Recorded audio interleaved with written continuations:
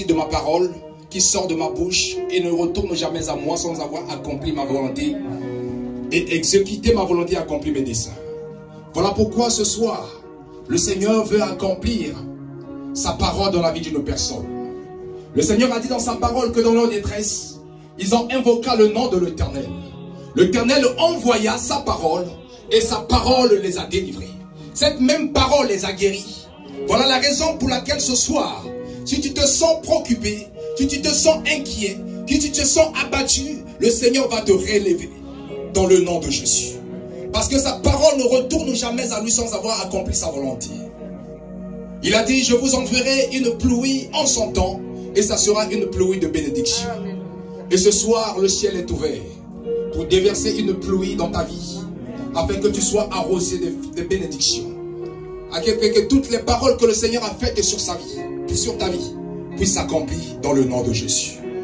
Seigneur notre Dieu, tu as dit dans ta parole que tu voyais Satan tomber du ciel comme un éclair.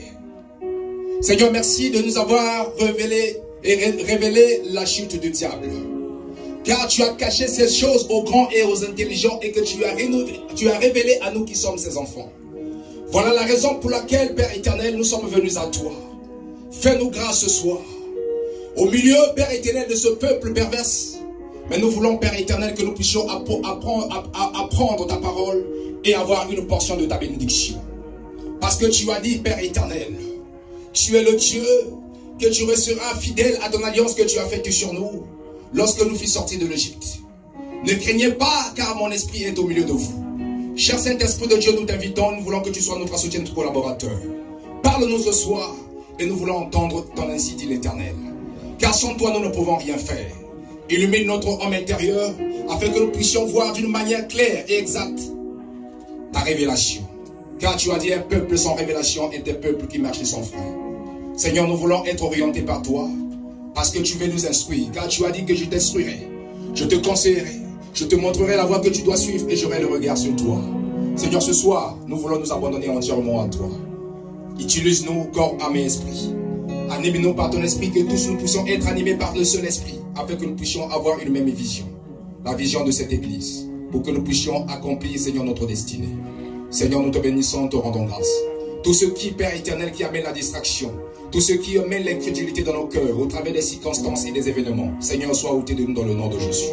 Car tu as dit que la foi ne vient pas de ce que nous voyons, mais la foi devient ce qu'on entend.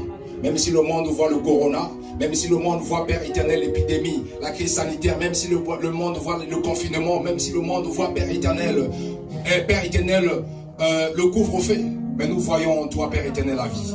Car tu as dit que je suis la résurrection et la vie. Seigneur, ce soir, libère la vie dans la vie de tout et chacun dessus. Que cela soit ainsi, que le sang de Jésus nous couvre et nous inonde, et que nous puissions être inondés par ton esprit et par ton sang. Que le sang de Jésus inonde tous les quatre coins de cette assemblée.